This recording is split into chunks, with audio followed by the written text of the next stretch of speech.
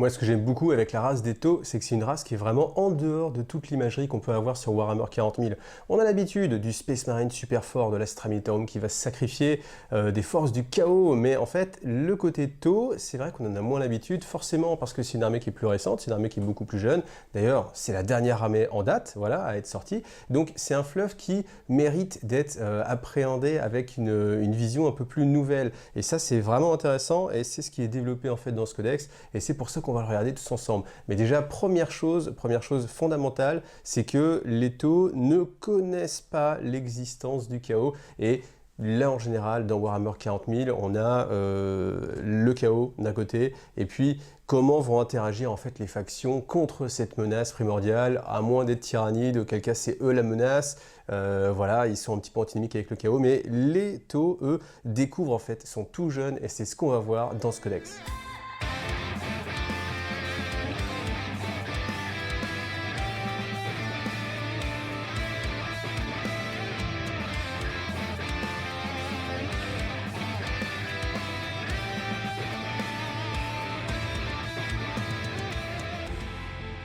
La lumière de l'Empire Tau brille de mille feux, son avance est inexorable, il se présente avec des paroles d'amitié, promet l'illumination et la force par l'unité. Si vous rejetez son offre, il revient en une subtile tempête de feu rapide et dévouée sont ses guerriers, redoutables sont ses armes de guerre, mais c'est son dévouement au Tova, le bien suprême, qui demeure son arme la plus puissante. Et c'est ce qu'on va voir, c'est vrai qu'il y a une idéologie derrière les Tau qui est très forte en fait, et c'est très plaisant en fait à lire. Moi j'ai pris vraiment beaucoup de plaisir à lire le fleuve de ce codex-là, parce que forcément, comme je vous l'ai dit, quand on est assez habitué avec l'univers de Warhammer 40 000, on a toujours ce côté gothique, ce côté noir, très sombre. Et en fait, les Tau apportent en fait plus ou moins la lumière. Donc forcément, c'est quelque chose qui est à l'opposé de ce qu'on a l'habitude. Et alors qu'on est vraiment dans le côté héroïque, on va le voir ensemble dans ce codex-là, mais les Tau n'ont pas cette vision en fait héroïque. Chacun est un membre à part entière en fait de l'Empire Tau, et que ce soit le petit gars en train de récurer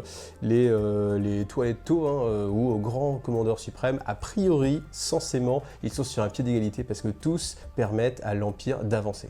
Alors dans un premier temps, on va s'attacher à l'historique, donc ascension rapide, pourquoi? Parce que l'Empire Tau, alors avant que ce soit un empire, la race des Tau avait été découverte par l'Imperium, mais à l'époque en fait où le vaisseau explorateur Lance Vision du Mechanicum avait découvert en fait cette planète, il avait jugé que les formes de vie étaient pacifiables très facilement, parce qu'en fait les Tau n'étaient pas évolués, il n'y avait pas de technologie, et que les ressources de ce monde méritaient justement que l'Imperium les assimile. Ce qui s'est passé, c'est qu'il y a eu une tempête warp, voilà, élément important de l'histoire.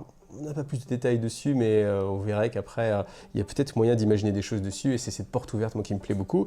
Et ensuite, quand l'Imperium a redécouvert, en fait, la planète des Tau, eh bien, il y avait une technologie qui était impensable, incroyable, et pour justement le Mechanicum, qui en plus lui est plutôt passé dans un mode la technologie n'évolue pas, même s'il y a une quête et de recherche de technologie, eux n'évoluent pas. Et en fait, les Tau, eux, avaient vraiment évolué et fait un bond en avant technologique, et avaient découvert même la possibilité de sortir de leur monde et puis de pouvoir même coloniser d'autres planètes. Alors, ce qui est assez important ici, je l'ai noté, c'est si les Tau constituent pour le moment un problème somme toute mineur pour l'Imperium, si leur expansion, leur développement se poursuit à ce rythme, leur empire pourrait bien vite devenir une menace à l'échelle galactique. Alors c'est là toute l'ambiguïté en fait, c'est que par rapport à l'échelle de la galaxie, les Tau c'est extrêmement petit en fait. Donc il faut à la fois le justifier pour qu'on puisse les retrouver un petit peu partout, et puis qu'on ait le sentiment qu'on puisse se battre en étant Tau, parce que c'est important quand on joue d'avoir une sorte de résonance en fait fluffique, et de se dire est-ce que c'est possible,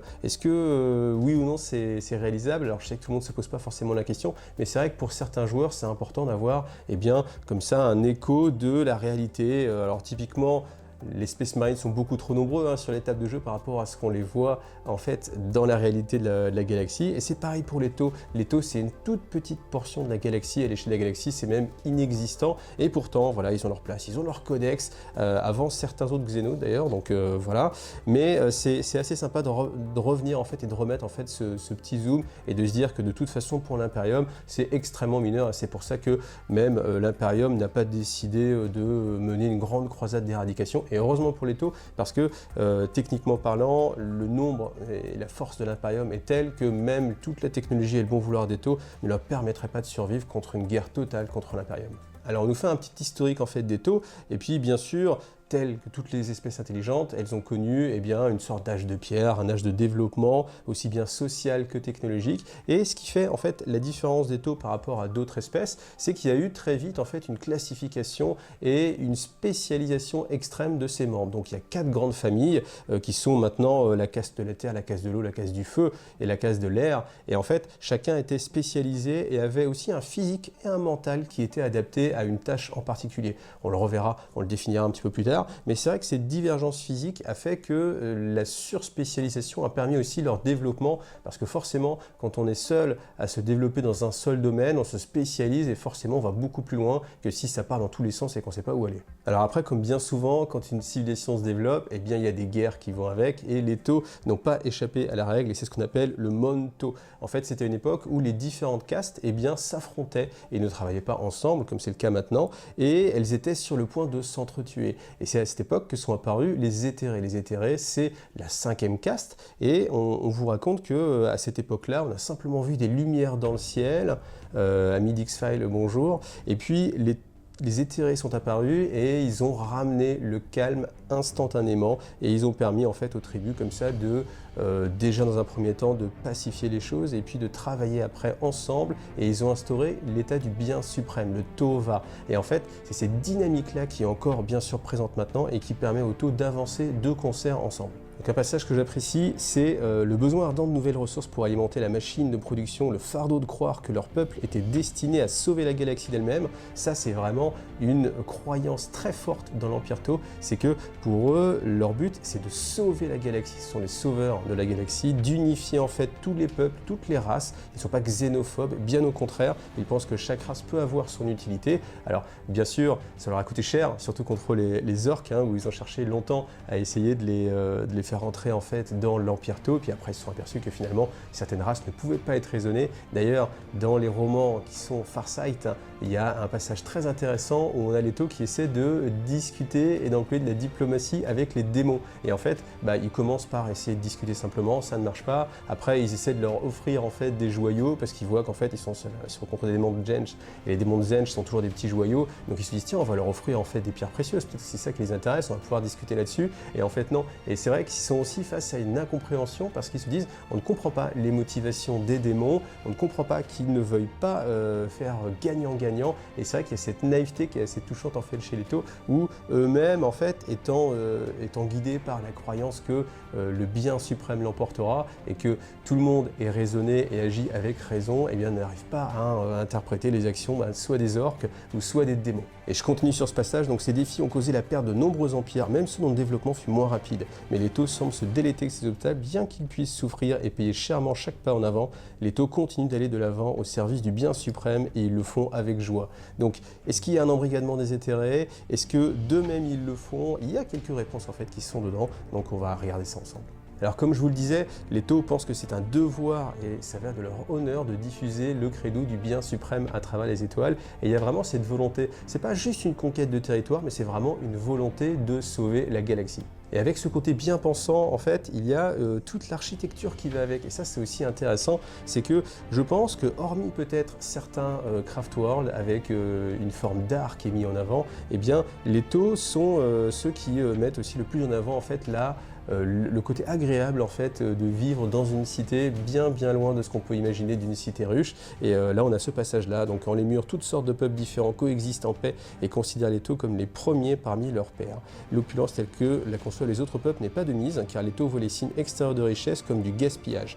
Bon, ils n'y trouvent pas non plus la pauvreté et la saleté qui affligent nombre d'autres peuples. Vous voyez, il y a ce côté très positif en fait, et je pense que c'est le codex sans doute dans lequel il y a la part la plus grande en fait de positivisme pacifisme, parce que tous les autres codex sont tournés vers c'est la lutte, la destruction, le carnage. Et là, on a ce côté où on peut coexister ensemble. Et au final, j'aime bien parce que c'est rafraîchissant et c'est une autre façon d'aborder le monde de Warhammer 40 000. Alors après, vous le savez quand vous avez lu d'autres codex, c'est parce qu'eux-mêmes sont ignorants de ce qu'est l'univers. Et on vous le dit bien, dès qu'on commence à lire Warhammer 40 000, normalement, les premières pages que vous lisez, c'est un monde de cauchemar. Être un citoyen de l'Imperium, c'est horrible, c'est de vivre la pire époque que l'humanité ait connue.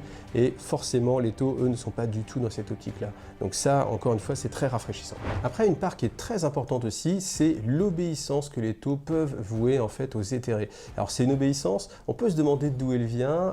Il y avait un passage en fait qui était très intéressant dans Farsight, le dernier, le deuxième tome, je ne me rappelle plus de son nom, mais en fait, il y avait un passage où la cité allait être détruite et les Tau devaient évacuer, et en fait, ils rentraient en fait dans des sortes de métro, et il n'y avait pas assez de place pour tout le monde. Et la caste de l'eau, c'est celle qui possède le plus de diplomates. Le diplomate est arrivé, il a commencé à discuter, à essayer de rassurer tout le monde, alors que de base, en fait, c'est ça qui est aussi intéressant, c'est que même de base, naturellement, les Tau ne cédaient pas à la panique. Ils essayaient de le faire simplement, humblement.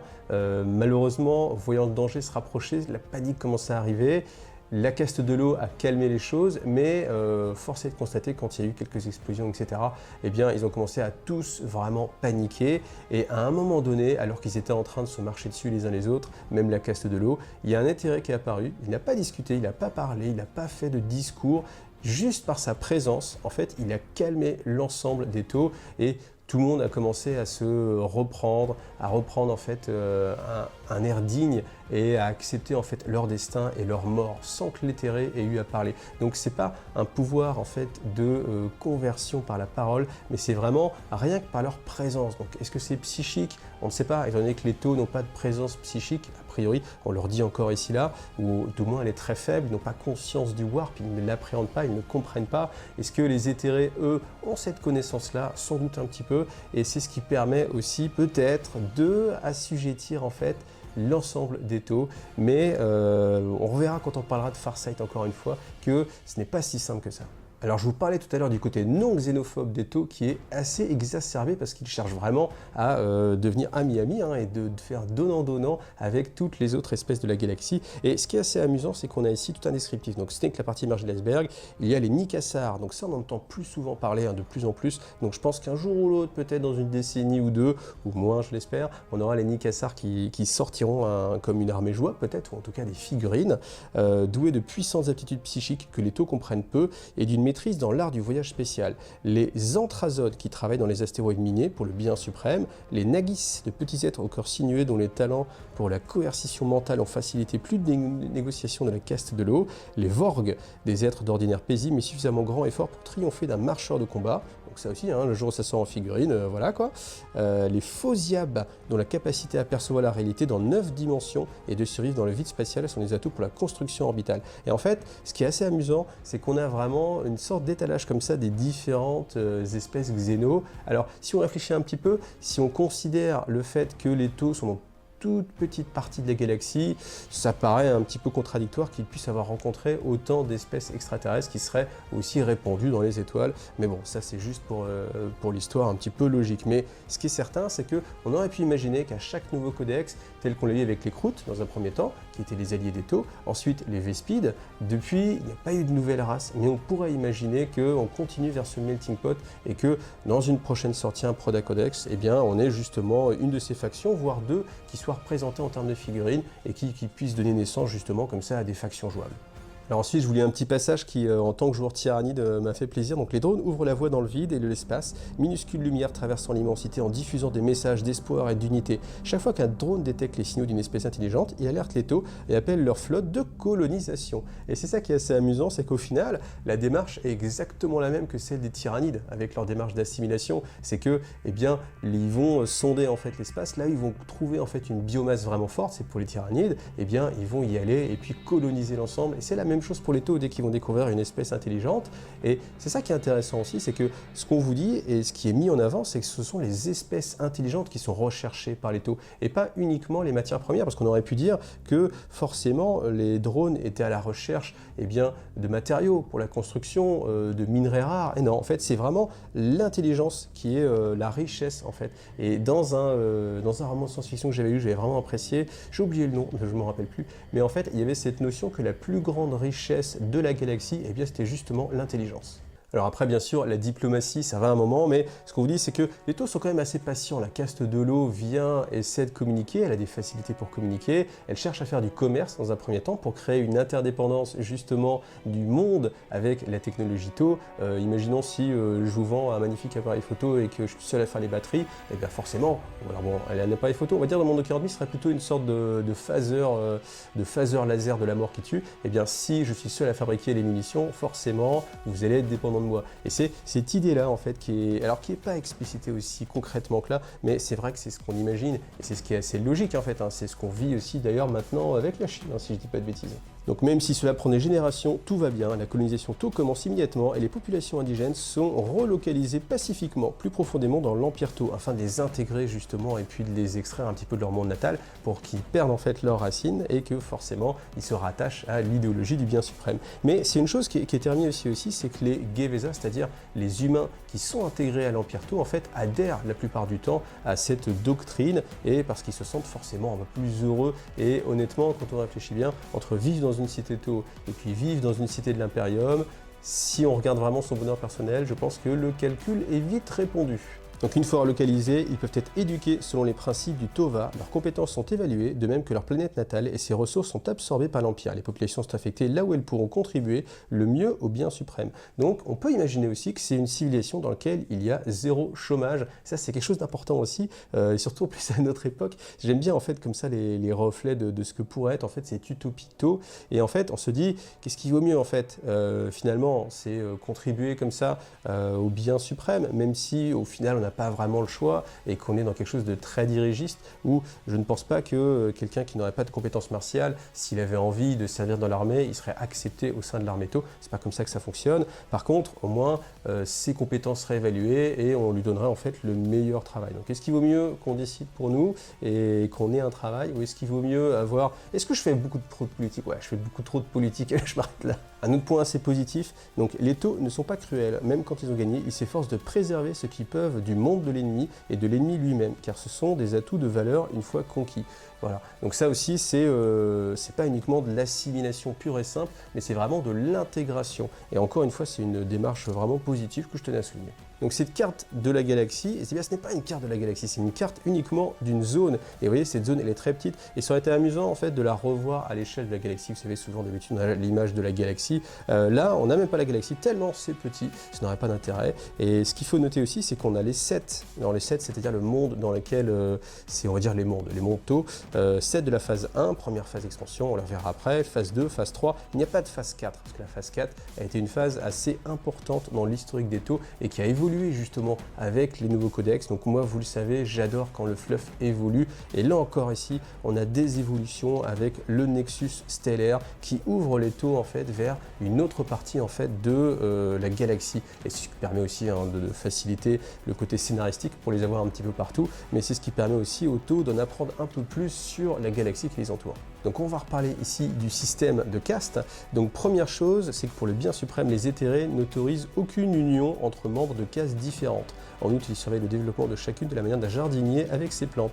Ils séparent les boutures faibles ou récessives tout en s'assurant que les branches les plus saines ou tout ce dont elles ont besoin pour s'épanouir. Donc eugénisme, on y est, c'est exactement ça, c'est favoriser l'hyper-spécialisation et puis créer comme ça des souches de taux qui sont ultra spécialisés et de plus en plus compétents et génération après génération, eh bien, les taux deviennent plus forts et s'endurcissent dans un domaine en particulier. À noter que les taux ont une durée de vie d'à peu près 40 ans à l'échelle humaine, ce qui est assez faible et qui les pousse en fait justement à évoluer et à toujours penser au bien suprême, aller toujours vraiment en avant.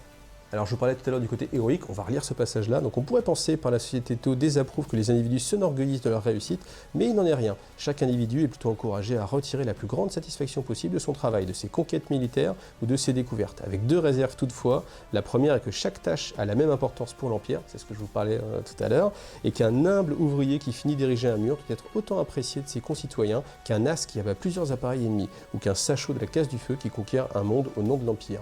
Ça, c'est encore une fois une vérité, et on est typiquement dans du communisme pur et simple, mais dans sa forme la plus pure, justement, où l'individu doit s'effacer pour la société. Et c'est vraiment le modèle des Tao. Et d'ailleurs, à la première sortie du Codex Tao, j'avais un ami, Raph, si tu regardes, coucou à toi, eh bien, il avait utilisé en fait tous les symboles communistes, et il jouait en fait les Tao en mode communiste. Et c'est vrai que cette imagerie, je trouve qu'elle était vraiment bien adaptée en fait à tout l'historique en fait des Tao.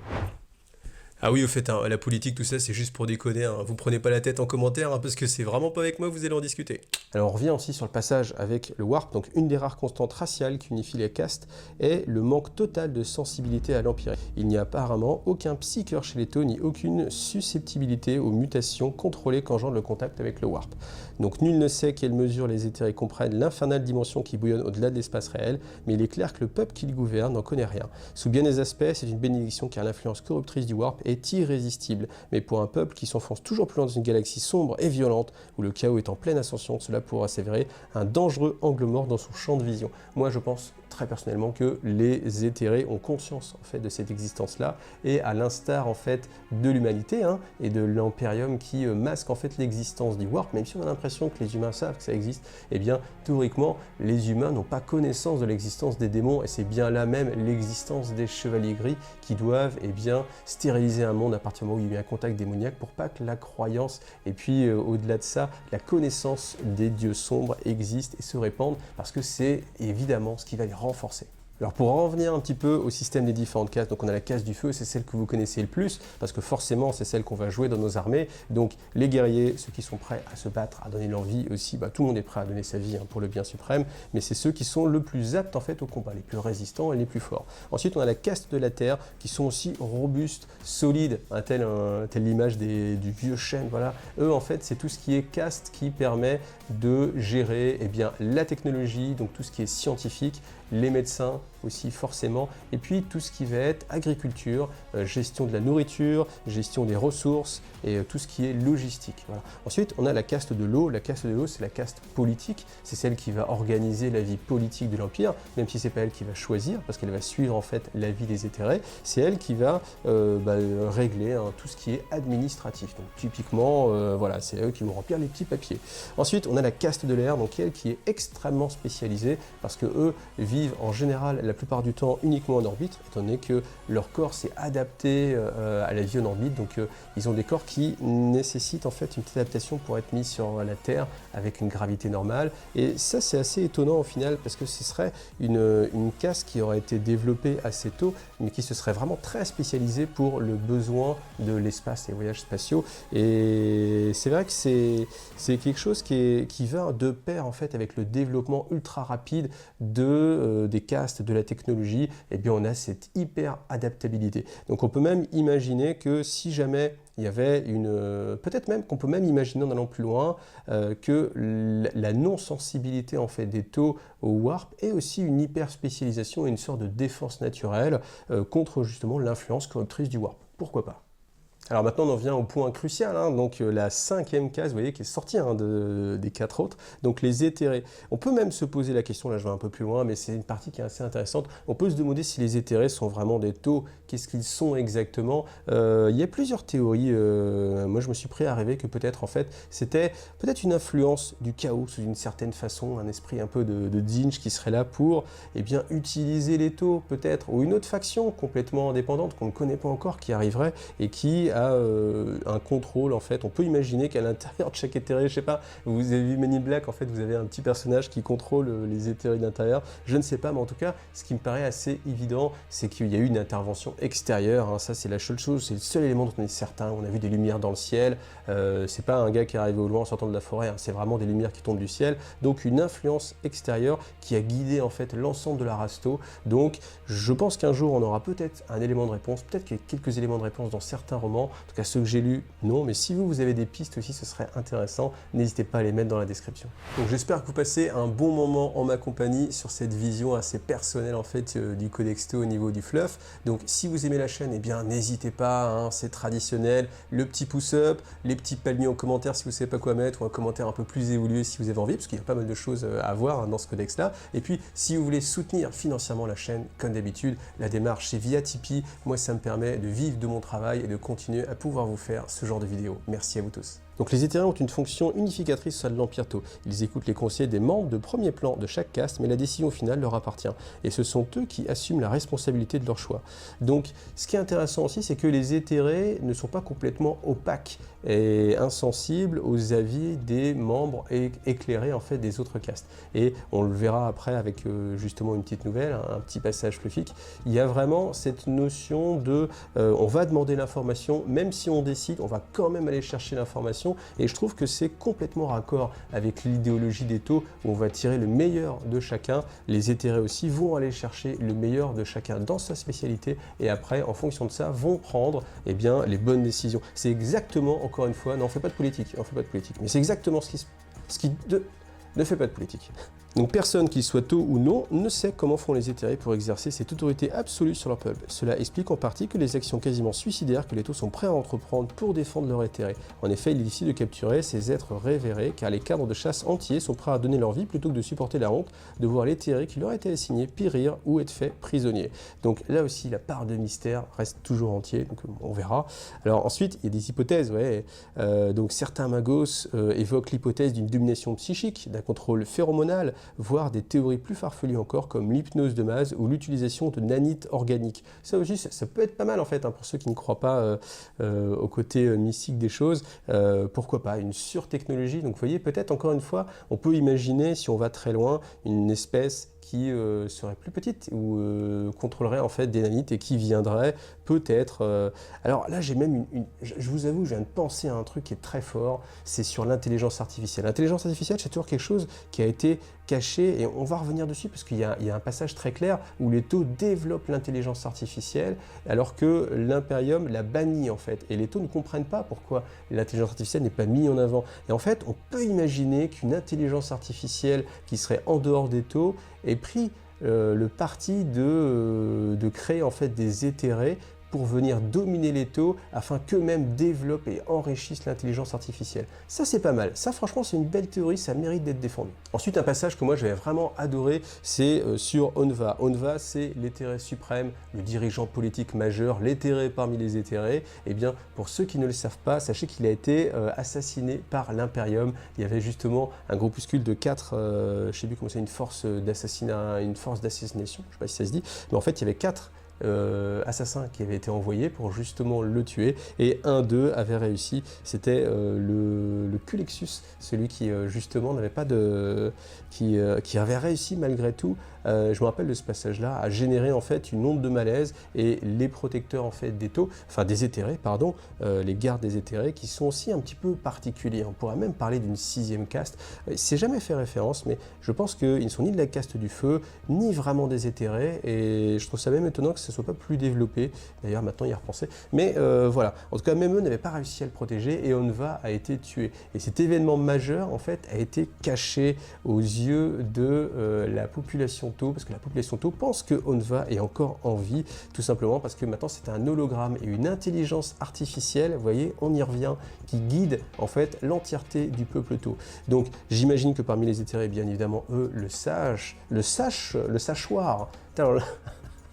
Nous sachoyons. Donc franchement, c'est une théorie qui mériterait vraiment d'être développée. Je pense que si un jour j'y repense, je ferai un live spécial sur l'intelligence artificielle et les taux, parce qu'il y a vraiment moyen de se taper un bon délire, au moins en tout cas de passer un bon moment, et puis peut-être même d'explorer un peu cette idée. Mais c'est vrai que au final, je me demande, mais là, parce qu'en fait, quand tu mets toutes les pièces ensemble, tout s'imbrique en fait, et tu te dis, c'est vrai qu'ils ont fait exprès de remplacer l'Ethereum par une intelligence artificielle. Voilà, en tout cas très intéressant. Ensuite, Honshui, donc maître des lames, héros de Fiova. Donc lui, c'est assez intéressant parce que c'est un éthéré qui a une action complètement différente des autres. Alors que les autres se mettent plutôt en retrait, et bien lui, en fait, va aller vraiment en avant. Donc lors de la bataille qui fit sa légende, Honshui s'approchait de l'âge où les éthérés peuvent choisir de se retirer pour mener une vie de contemplation. Donc ça aussi, alors ça pourquoi je l'ai souligné, c'est parce que c'est pour souligner le fait qu'un éthéré ne doit pas mourir. Donc quand un éthéré approche de la fin de sa vie, et bien en fait il se retire pour aller en méditation. Donc on ne sait pas ce qu'il est devenu, tout le monde pense qu'il est parti en méditation, mais on ne l'a pas vu mourir. Et ça c'est très important. Et ce petit passage-là, moi je le trouvais très savoureux. Et donc Honshui, lui, a mis sa vie en péril pour sauver justement l'Incarnate de Feu. C'est ce qui c'est ce qui fait en fait qu'il a créé sa légende en fait encore plus fortement parce qu'il y avait cette proximité, j'allais dire avec le peuple, mais oui, avec le peuple des Tau, avec des autres castes. Donc voilà, un personnage aussi assez intéressant. Alors dans ce passage qui est sur la caste du feu, normal, hein, c'est celle qui est le plus intéressante hein, pour nous, eh bien on a un passage qui m'a plu, c'est de fait si un commandant de la caste du feu remporte la victoire au prix de nombreuses vies de Tau, on le blâmera pour le coût exorbitant de ses conquêtes au lieu de l'honorer pour ses succès. Et ça c'est une différence encore une fois fondamentale qu'il y a entre l'Imperium et puis la société Tau.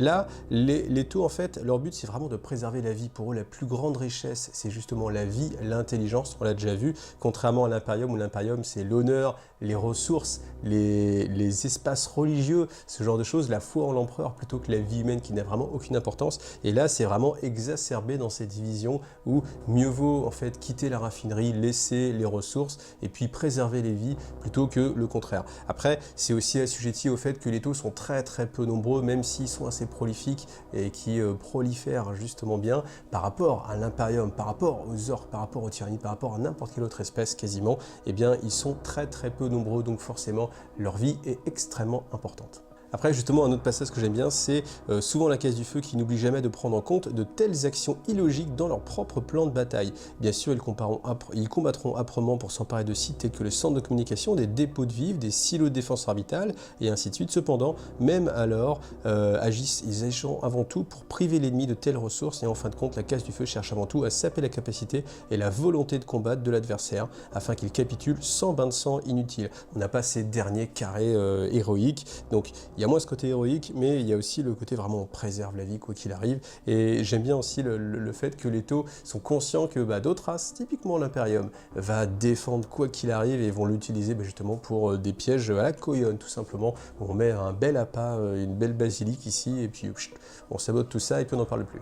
Donc pour parler un petit peu de l'arsenal du Tova, c'est-à-dire du bien suprême, eh bien sûr, c'est orienté vers la guerre à distance. Ça, on le sait, hein, les Tau, c'est pas les spécialistes du corps à corps, c'est plutôt les spécialistes du tir à distance. Et pourquoi? Uniquement parce que c'est plus facile en fait de tuer l'adversaire à distance et puis c'est moins coûteux en vie plutôt que d'aller justement au corps à corps. Mais pourtant, ils ne rechignent pas s'il faut aller se battre au corps à corps à aller le faire. Voilà. Mais ils ont aussi des auxiliaires croûtes qui eux sont assez adeptes justement du corps à corps. Donc c'est cette complémentarité encore qui est toujours mise en avant. Donc c'est assez aussi positif. Dans les philosophies tactiques, eh bien ça on a l'habitude, il y a le Monka et le Koyon. C'est deux façons d'appréhender la guerre et deux styles bien particuliers. Donc on a le Koyon ou le chasseur patient où le but c'est d'attirer en fait la cible vers un endroit, typiquement la petite basilique chérie, et puis de tendre un piège, une embuscade, et au moment propice de frapper et d'annihiler avec une force très présente et très grande l'adversité. Ensuite, on a la version un petit peu plus agressive, le Monka, le coup fatal, et là c'est le contraire, c'est d'aller au cœur du système ennemi pour aller trancher la tête des généraux, tout ce qui est organe vraiment indispensable pour détruire la machine de guerre, alors j'allais dire impériale, mais la machine de guerre c'est plus facile parce que l'impérium on a l'habitude, mais si c'est contre les tyrannides, ça va être attaquer les guerriers synapses, attaquer les princes tyrannides avec une grande force de frappe, donc quelque chose d'un peu plus percutant. Alors bien sûr, malgré tout, il y a quand même quelques noms qui ressortent pour identifier, qu'on puisse identifier.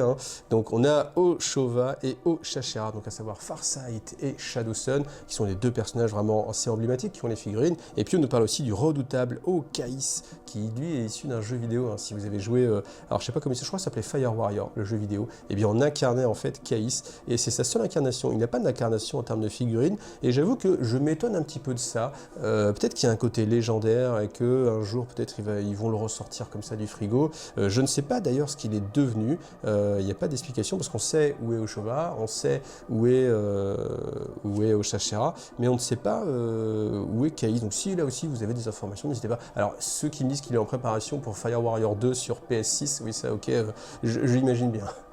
Donc ensuite sur les rangs sociaux, on va avoir simplement guerrier de base. En fait, ah oui si, par contre ça c'est assez intéressant, c'est le côté nomenclature. En fait, les taux, pour justement ne pas encourager l'individualisme, ne gagnent un nom que quand ils vont accomplir des actions héroïques ou construire un mur beaucoup plus grand et beaucoup plus solide.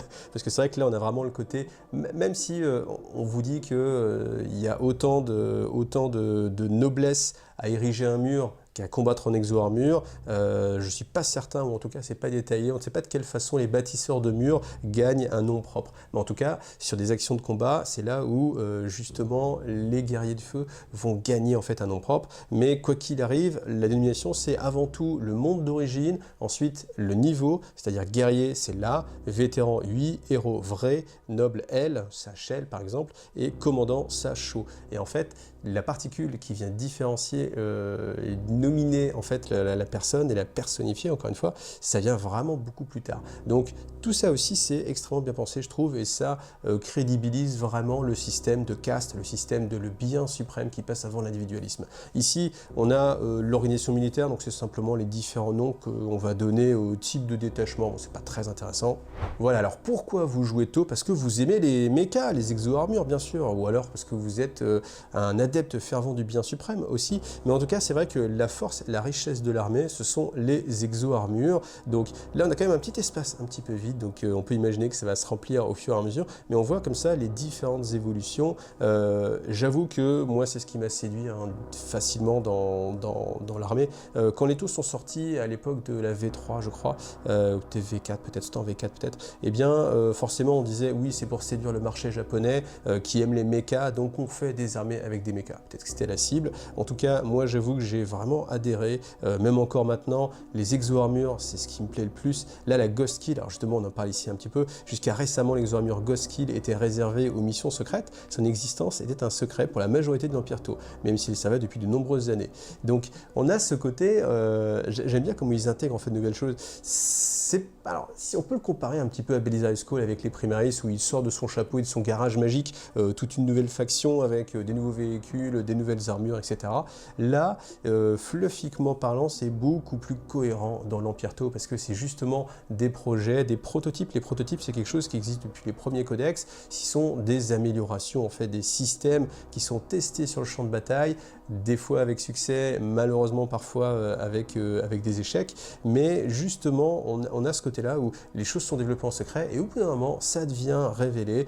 Typiquement, c'est le cas de la Ghost Kill. Et puis, j'aime bien la phrase aussi qui met en suspens, c'est tandis que les plus avisés spéculent avec excitation sur les autres modèles mortels et encore secrets que les éthérés dissimulent. Et bah ouais, moi je suis en mode oui, encore plus de robots, encore plus de machines. Je vous l'ai dit, un petit véhicule entre le Piranha et puis le Devilfish, ce serait pas mal aussi. Autre spécificité des taux, ce sont justement l'utilisation au combat d'intelligence artificielle, donc ils sont autonomes. Donc on a bien sûr les différents drones, les systèmes d'armure. On le voit aussi avec typiquement dans le roman Farsight, on a l'exo-armure de Farsight qui est une Colstar, qui a une intelligence particulière qui se développe au contact d'Oshova et qui devient vraiment personnalisée, personnifiée plus ou moins même, j'irais jusqu'à dire, et qui va donner des conseils en fait au commandeur. Et il y a cette relation qui commence à naître et honnêtement c'est vraiment un peu comme une Cortana ou ce genre de choses. C'est vraiment très agréable et moi j'aime ce côté un petit peu SF encore plus poussé justement.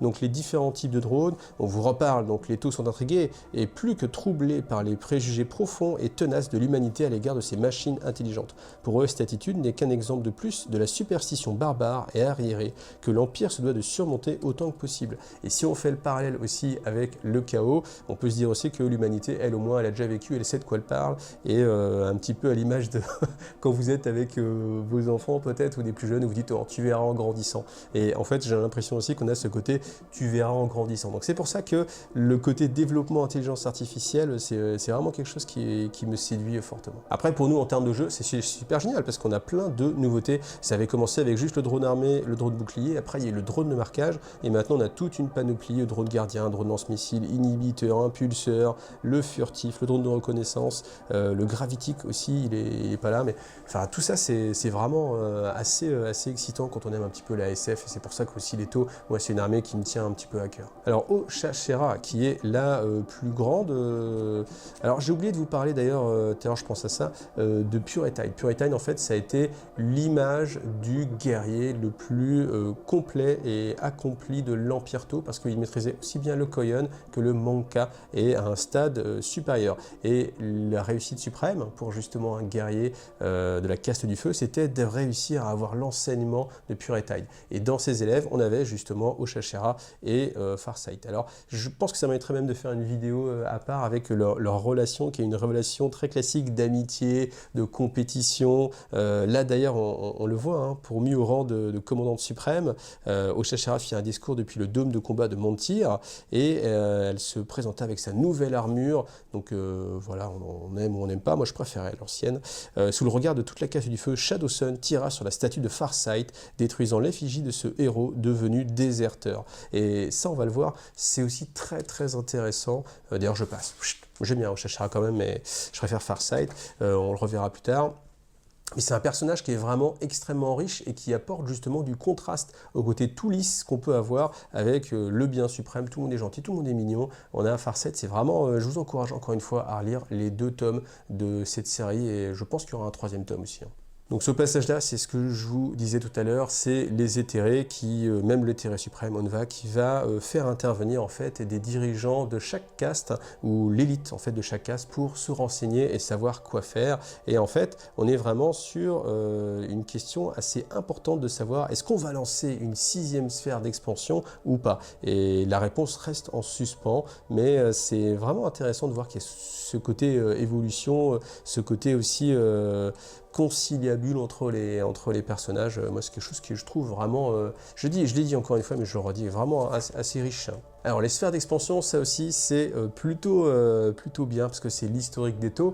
Donc on a la première sphère d'expansion, c'est quand les Tau quittent en fait leur monde, j'ai mon chapitre là, je suis trop, leur monde de base en fait, leur planète natale, ils la quittent et vont conquérir en fait tous les mondes qui sont aux alentours, les systèmes en fait forcément. Donc ça c'est possible parce que ils ont une technologie qui leur permet de voyager suffisamment vite dans l'espace. Et puis c'est à ce moment-là justement ils vont rencontrer, commencer à rencontrer d'autres espèces, assimiler les différents mondes, et ça va être l'essence même de l'ossature de l'Empire Tau, c'est-à-dire les 7 majeurs. Alors 7, pas le chiffre, hein, 7 c'est le nom des mondes Tau. Alors la deuxième phase de la sphère d'expansion, c'est là où justement on va avoir une interaction entre les races qu'on connaît dans la galaxie de Warhammer 40 000 et puis les Tau. Donc déjà, c'est là où ils vont développer leur première IA, c'est là où ils vont développer des moteurs qui leur permettent de se rapprocher de la vitesse de la lumière, mais attention, pour l'instant ils ne peuvent pas voyager dans le warp, donc ça limite aussi leur expansion, parce qu'ils sont limités par les contraintes physiques de pouvoir se déplacer.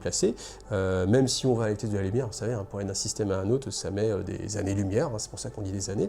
Donc forcément, quand on a une vie très restreinte, très raccourcie d'une 40aine d'années, c'est un peu difficile de conquérir comme ça un petit peu toute la galaxie. Donc déjà que sur leur amas local, sur leur zone, c'est très compliqué, donc on imagine vraiment à l'échelle de la galaxie ce que ça peut représenter. Et donc là, vers la fin de cette expansion, les Tau pénétrèrent dans le mystérieux golfe de Damoclès, et là ils rencontrèrent l'Imperium pour la première fois. Les négociateurs de la caste de l'eau, ils connurent un premier succès et amenèrent une vingtaine de mondes humains à rejoindre l'Empire de leur plein gré, avant les inévitables représailles de Terra. Repoussant les Tau à travers le golfe de croisade, Damoclès creusa un sillon sanglant à travers l'espace Tau, avant d'être finalement stoppé par les commandants Oshova et Oshachera sur Dalit Prime. Donc c'est ça qui est aussi intéressant, c'est qu'à un moment donné, ils ont rencontré en fait la dure réalité. La dure réalité dans la galaxie, vous savez que ce qui est plus représenté, c'est l'humanité. Hein. L'humanité, c'est la race la plus présente dans la galaxie. Et là, forcément, eux, quand ils vont rencontrer en fait cette humanité, dans un premier temps, ça va bien se passer. Et puis, quand Terra en apprend, eh bien, il y a une croisade qui est lancée. Donc, c'est juste une croisade. C'est pas une force immense. C'est juste le but de reconquérir en fait les systèmes du golfe de Damoclès. Et ce qui va faire prendre conscience un petit peu aux Tau que la tâche ne va pas forcément être si facile. Et tous les succès qu'ils auraient pu gagner jusqu'ici, eh bien, sont un petit peu mis en berne. Et et ainsi va naître la troisième sphère d'expansion où là l'Empire Tau va se développer encore plus. Donc là aussi, niveau technologique, on augmente un petit peu parce qu'il y a les chambres de stase qui permettent en fait de mettre les guerriers en état d'hibernation pour pouvoir permettre des voyages un peu plus longs. On a des moteurs, est-ce que c'est encore là ou pas, le moteur Horizon qui flotte un petit peu entre l'immatérium et puis l'espace réel,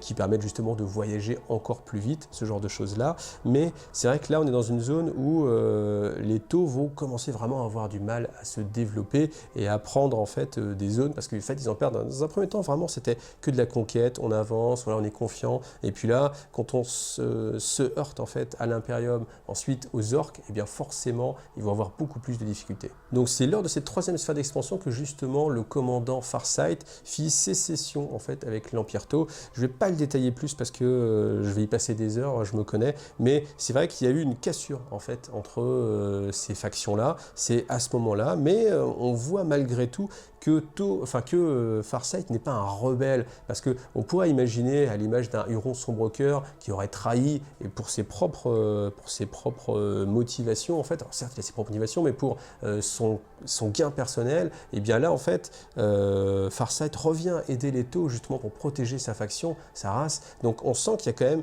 un côté positif malgré tout. Et alors je résiste pas, je vous en parle quand même, mais c'est vrai que ce qui est assez intéressant et très fort, c'est que quand on lit en fait le développement de l'empire de Farsight, donc dans les enclaves Farsight, il n'y a plus d'éthérés et malgré tout en fait les différentes races, enfin les différentes castes coopèrent et ça se passe très bien. Donc c'est là où c'est intéressant, c'est de voir que ce ne sont pas, enfin l'Empire Tau n'a pas nécessairement besoin des éthérés pour sa survie, alors que l'ensemble de l'Empire Tau croit effectivement que les éthérés sont un élément, sont le ciment qui unissent justement les différentes castes et que sans eux en fait on retournerait vers le monde Ta, c'est-à-dire l'époque où les différentes castes se faisaient la guerre, et Farsight est là pour présenter le contraire avec une autre vision, et ça c'est vraiment très très intéressant. Alors sur la quatrième sphère, elle a un petit passage rien que pour elle, donc en fait étant donné qu'ils avaient eu du mal à avancer, parce que malgré la mise en stase, malgré des moteurs qui voyagent aussi vite, presque la vitesse de la lumière, eh bien les distances étaient quand même trop colossales. Donc en fait, ils se sont inspirés de la technologie de l'Imperium, mais sans la comprendre. Et l'Imperium, vous savez, utilise des moteurs warp qui voyagent dans le warp. Les Tau n'ont pas cette sensibilité au warp, donc ils avaient du mal à comprendre, mais par rétro-ingénierie, ils ont réussi à mettre en place quand même des moteurs warp. Et en fait, ce qui s'est passé, c'est que eh bien, Onva en fait ne voulait pas laisser trop de temps passer parce que la troisième sphère n'avait pas forcément été un succès retentissant, et l'Empire Tau et la case dirigeante forcément a besoin de cette dynamique en fait et de toujours aller pousser les gens vers l'avant forcément pour aller vers un but commun, et il fallait que cette quatrième sphère se présente. Et l'idée c'est que eh bien Onva n'a pas laissé, c'est même presque même étonnant en fait, si on voit justement, je vous l'ai montré tout à l'heure, que la case dirigeante va toujours demander en fait l'avis des conseillers, même si elle prend sa propre décision. Là, eh bien, le créateur en fait du moteur sillage, voilà, qui est le moteur warp on va dire, demandait encore plus de temps pour faire ses tests. Onva n'a pas laissé faire. Du coup, toute la force d'expédition de la quatrième sphère a enclenché ses moteurs warp en même temps, et du coup, ça a créé une fissure dans la réalité. Ça a créé tout simplement une sorte, il faut imaginer un petit peu comme une sorte d'œil de la terreur qui a enveloppé complètement toute l'armada Tau et qui l'a fait disparaître. Donc ça a été bien sûr le plus gros échec. Je pense que même d'ailleurs c'est le plus gros échec de toute l'histoire des Tau, c'est la perte justement de cette quatrième flotte en fait d'expansion. Et par contre c'est là où ça devient extrêmement intéressant, parce qu'en fait la quatrième flotte n'a pas été détruite en fait, et elle a réussi à se retrouver dans l'espace réel et s'est retrouvée autour du Nexus. Donc le Nexus, c'est justement un trou de verre qui a été créé. Donc ça, c'est assez nouveau aussi hein, dans l'imagerie de Warhammer 40 000. On a des moteurs warp qui permettent d'ouvrir la porte de l'immatérium, de rentrer dans l'immatérium, de voyager à l'intérieur de l'immatérium et de ressortir à un point, mais il n'y a pas de couloir très précis. Il y a certains couloirs qui passent entre l'Imperium Nihilus, enfin des deux quatrains de la cicatrice Maledictum, mais ce sont en fait plutôt des voies stables de communication. Il ne s'agit pas de trous de verre. Alors que là, les Tau ont créé en fait par cette génération de failles warp plus ou moins contrôlées un espace où on peut voyager sans passer par le warp plus ou moins. Donc tel que ce qu'on imagine un trou de verre. Donc bien sûr, on ne va pas rentrer dans les détails, parce que moi-même, je n'ai pas les compétences pour, mais, et puis d'ailleurs, c'est complètement théorique, mais voilà, il y a cet atoll, en fait. Donc ils ont construit, en fait, une sorte de station spatiale, l'atoll, qui est autour, en fait, de cette ouverture, et qui permet au taux de se rendre directement à un autre endroit de la galaxie. Et ça, c'est un petit peu dommage, on le voit sur d'autres cartes, si j'en trouve une, je vous mettrai, sinon tant pis, mais on a vraiment cette quatrième sphère d'expansion qui est en dehors des frontières de l'Empire Tau actuel, et qui est une porte d'entrée justement pour aller vers d'autres endroits de la galaxie, et les Tau ne veulent absolument pas perdre cette porte. Pourquoi? Parce qu'une porte, ça marche dans les deux sens, et c'est aussi une porte d'entrée vers le cœur de l'Empire Tau, et c'est pour ça qu'ils tiennent absolument à la défendre. C'est ce qu'on a ici, là voilà, zone de guerre, Shalnat, on est vraiment en plein dedans. Donc ils ont eu en fait à affronter à ce moment-là donc une flotte de la Death Guard qui est venue attaquer les défenseurs de l'atoll, et en fait les défenseurs, on avait du mal à comprendre aussi pourquoi les vaisseaux, d'où les vaisseaux sortaient. En fait, c'est ça, il faut vraiment imaginer, c'est les bébés qui sortent de l'œuf, ils n'ont aucune notion de ce que c'est le chaos, donc pour eux, tout est expliqué par technologie en fait. Donc quand on a une flotte qui apparaît de nulle part, parce qu'elle sort du warp, et bien forcément pour eux c'est plus ou moins incompréhensible, mais c'est soumis à une technologie. Après, ce qu'ils ont plus de mal à comprendre, c'est tout ce qui est mutation biologique, mais après ils se disent, bon ok, ce sont des armes bactériologiques qui sont employées. Il y a vraiment cette innocence qui est assez, encore une fois, un petit peu touchante avec les Tau, mais forcément le combat contre la Death Guard, avec leurs vaisseaux très résistants, a été très compliqué, et ils pensaient en fait qu'ils allaient perdre l'atoll, et ils ont envoyé en fait des sondes pour prévenir l'Empire Tau en leur disant, mais une flotte d'invasion arrive, tenez-vous prêts. Donc ce qui se passe, c'est que l'ensemble de l'armada Tau s'est massé à la sortie du trou de verre justement pour pouvoir accueillir la Death Guard et essayer de la circoncire en fait et de ne pas la faire pénétrer. Mais en fait, on ne sait pas ce qui s'est passé, et ça c'est un passage peut-être qui est expliqué dans un roman. Si vous avez l'information, encore une fois, je suis preneur, mais on n'a pas eu d'informations sur pourquoi la flotte de la Death Guard n'a pas été plus loin, pourquoi elle n'a pas traversé. Et bien au bout d'un moment, en fait, les Tau sont repartis de l'autre côté, et ils ont retrouvé quand même l'atoll encore fonctionnel. Donc c'est assez intriguant. J'avoue que j'ai pas de théorie sur ce côté-là, mais voilà, pourquoi pas encore une fois une intervention extérieure, mais voilà. Après, ce qui marque fortement en fait les membres de la quatrième flotte, c'est que eux ont connu en fait les atrocités du Warp. On raconte que tout ce qui était auxiliaire, justement non Tau, donc tous ceux qui étaient croûtes, vespides, on peut imaginer, humains, en fait, eux, étant donné qu'ils ont été exposés au Warp sans protection, sans champ de protection, étant donné qu'il n'y a pas de connaissance des Tau pour justement le chaos, eh bien, ils ont été possédés. Donc les Tau ne l'expliquent pas vraiment, mais comme je vous dis, problème technique, etc. Quoi qu'il arrive, il y a une méfiance et une phobie maintenant, et une xénophobie qui s'est développée pour justement les membres de cette faction. Alors là, il y a un petit passage sympathique. Elles furent entachées par les exactions des Tau de la quatrième sphère, les massacres d'indigènes, les pertes d'auxiliaires étrangement intentionnelles maximisées, les atrocités telles que les lacs d'Uln et les 8 jours d'infamie. Je ne sais pas ce que c'est. Tout cela montra des Tau prêts, voire désireux d'exprimer violemment leurs nouveaux préjugés. C'est justement les Tau qui sont exposés au chaos, qui sont exposés à ce que peut donner le chaos, et bien du coup la xénophobie refait surface, et voilà. Et donc c'est pour ça qu'il y a toute une maturité en fait qui commence à prendre place, et le côté tout beau, tout soyeux, tout lisse de l'Empire Tau et du Codex Tau avec le bien suprême, et bien s'effrite comme ça un petit peu plus en avant maintenant avec le fluff. Donc je suis vraiment pressé de voir comment ça va évoluer comme ça au fur et à mesure du temps. D'ailleurs, je reviens sur cette image-là, rien que dans le style graphique, je trouve qu'il y a un côté un peu plus sale, en fait, un peu moins beau, que ce soit dans les personnages, dans là l'armure style qui est ouverte avec les petites excroissances comme ça ici, là les petits picots, tous les câbles comme ça apparents, même les drones ici, c'est un petit peu plus noir en fait, un petit peu plus sombre, et voilà, encore une fois, je trouve que c'est assez agréable de voir la maturité que prend en fait le Codex Empire Tau. Alors là, on va nous présenter quelques-uns des 7 majeurs. Donc Tau le plus vieux et le plus sage, donc c'est vraiment le 7 Tau, c'est-à-dire le berceau en fait de la race Tau.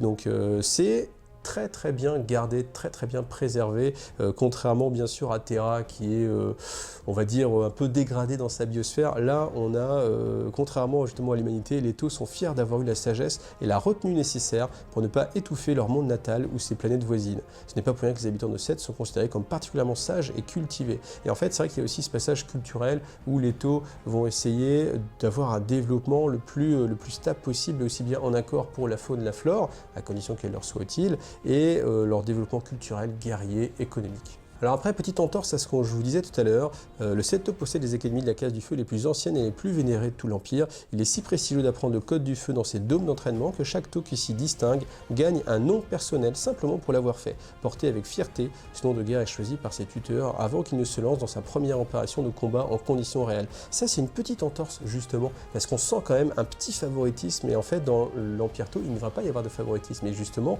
étant donné que Tau, le monde Tau devrait être l'image idéale, et bien le fait qu'il y ait ce petit passage là, alors c'est pour mettre en avant le côté oui, les Tau qui viennent du Seth Tau sont bien sûr les plus aguerris, etc. C'est pour le mettre en relation avec des règles spéciales qui vont derrière, mais c'est vrai que c'est une petite entorse un petit peu à la logique qui voudrait qu'il n'y ait justement pas de favoritisme de ce style-là. Alors Viorla, c'est le Seth des guerriers, c'est là où on a les guerriers les plus farouches, les plus intrépides, ceux qui, on va dire, ils sont le plus violents, tout simplement. Voilà, tout ce que j'ai retenu aussi là, parce que bon après, en gros, voilà, vous avez le résumé vite fait. La plus grande ambition de chaque nouveau Shashla qui en sort diplômé, c'est avoir son effigie qui rejoint un jour ces figurines échoïques et intemporelles, parce qu'en fait, on a des statues qui sont érigées pour les plus grands personnages aussi, les plus grands guerriers de feu, enfin ceux de la caste du feu. Là aussi, je trouve qu'on est dans une petite entorse à nouveau à ce qui est mis en avant, à savoir on ne combat pas pour son honneur personnel, mais vraiment pour le bien suprême. Et là, le fait que leur plus grande ambition, ce soit d'avoir une statue et pas uniquement le bien suprême, je trouve que voilà, c'est un peu le chat qui se mord la queue. Le chat qui se mord la queue, vous avez jamais entendu cette expression? Si, elle est très répandue.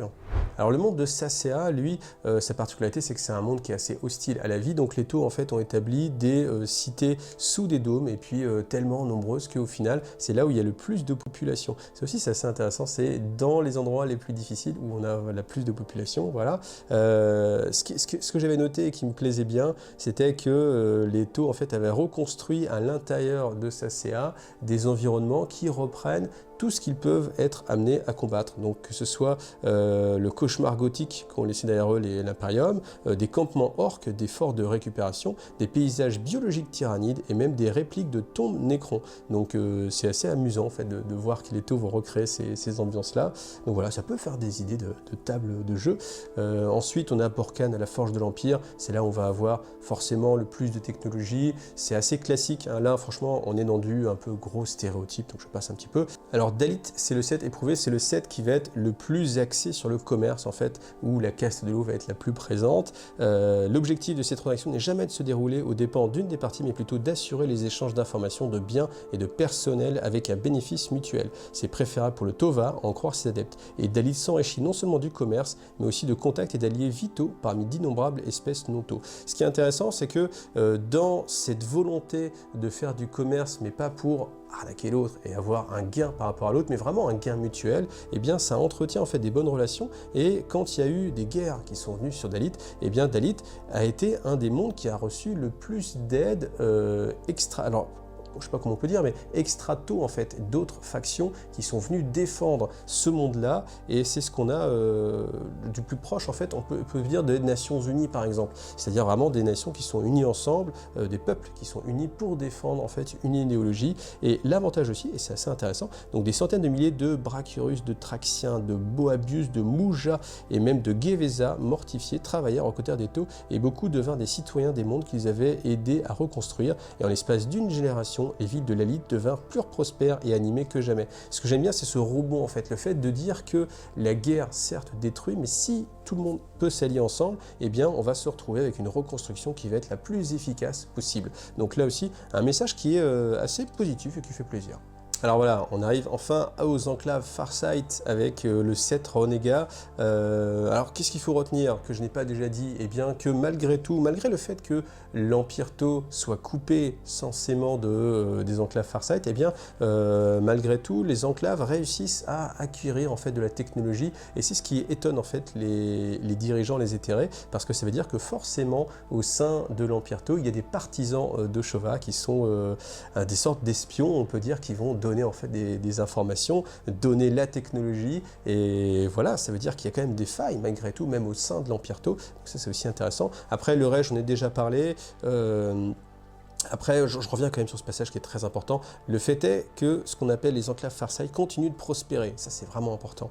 Elles forment leur propre set étendu, indépendant de l'Empire Tau. Leurs factions et castes s'entraident toujours selon des principes du Tova. Et elles ne sont pas retombées dans la barbarie du monde Tau. Et voilà, et pourtant, elles vivent sans la surveillance des éthérés et refusent toute intrusion de la 5e caste. Donc, c'est vraiment quelque chose qui peut être mis en avant et qui peut créer un peu, bien sûr, une guerre civile au sein de l'Empire Tau.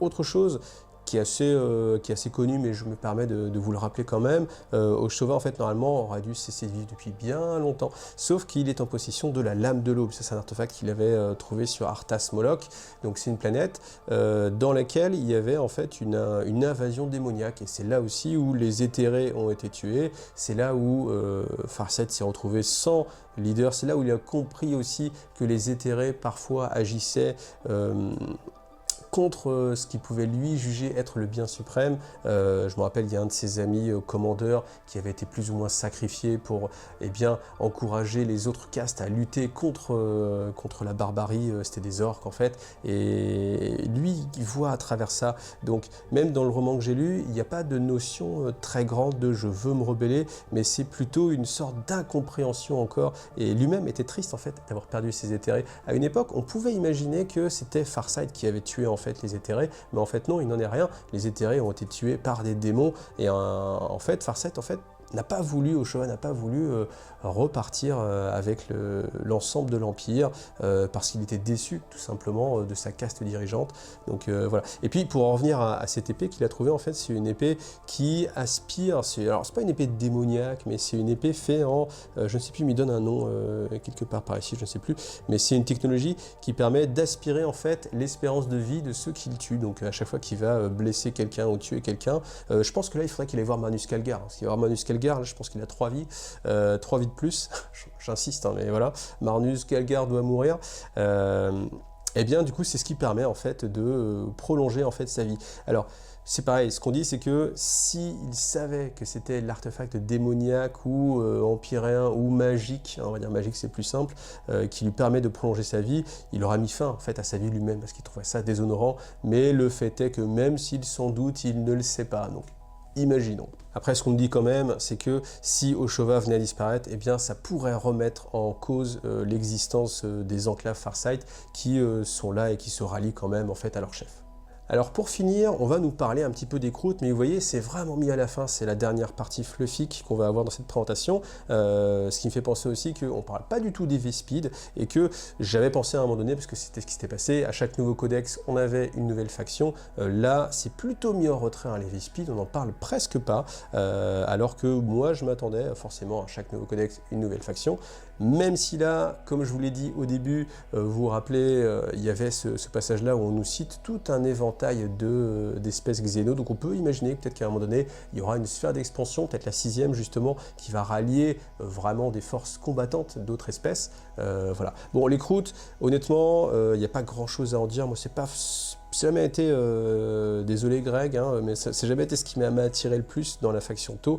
Donc du coup, ce sont des cannibales. L'idée, c'est que, un petit peu comme les tyrannides, ils vont chercher à assimiler en fait le génome des espèces en fait qu'ils combattent pour gagner en fait leur particularité, leur résistance. Ils peuvent faire un tri génétique pour s'approprier eh bien des compétences, etc. Donc eux sont sensibles au warp. Malgré tout, voilà, ils ont fait le choix de s'allier en fait aux Tau. On nous dit aussi que même s'ils ne vont pas aller à combattre contre les Tau, ni à combattre aux côtés du chaos, ce sont des mercenaires et qui sont prêts à s'allier eh bien à tout le monde en fait. Hein. Si des humains vont les embaucher, ça peut être le cas aussi. Donc voilà. je passe un petit peu vite sur les croûtes parce que c'est vrai que là aussi c'est mis un petit peu en recul et puis on n'a pas de nouveaux éléments, pardon. Donc voilà, n'hésitez pas à vous renseigner aussi sur les croûtes si vous avez envie, mais moi je vais en rester là. Donc voilà qui met fin à ma présentation fluffique du codex des taux. Je ne vous ferai pas de présentation au niveau des règles, même si j'avoue que c'est sans doute le codex qui m'a le plus attiré. Et je vais essayer de pousser un peu comme ça les listes taux, jouer un petit peu, taffer le méta pour essayer de jouer un peu les unités. Mais vous voyez pourquoi j'en parle souvent quand je parle des Eldar, parce qu'il n'y a pas chez les Eldar de figurines emblématiques. Mais là, vous voyez, quand vous voyez ces armures-là, c'est vraiment quelque chose qui me parle. J'ai envie de la jouer le commandeur. C'est tellement dommage qu'on plus le droit, alors en même temps ce serait fort, mais c'est tellement dommage qu'on n'ait plus le droit de jouer plusieurs commandeurs. Mais vous voyez, cette unité aussi, la Storm Surge, c'est des unités moi qui me parlent beaucoup. C'est peut-être mon côté japonisant, hein, voilà. Mais contrairement aux croûtes, ouais, ça c'est un petit peu moins sympa. La Riptide aussi. Donc je vais essayer de jouer un petit peu les tours. En plus, ça a l'air intéressant. Puis voilà, donc peut-être, je l'espère, prochainement, alors d'ici quelques mois, un rapport de bataille avec mes taux, mais en tout cas, je vais m'entraîner d'arrache-pied. Voilà. Merci à vous d'avoir vu cette vidéo, j'espère que vous êtes bien amusés, et puis rendez-vous à bientôt. Salut à tous!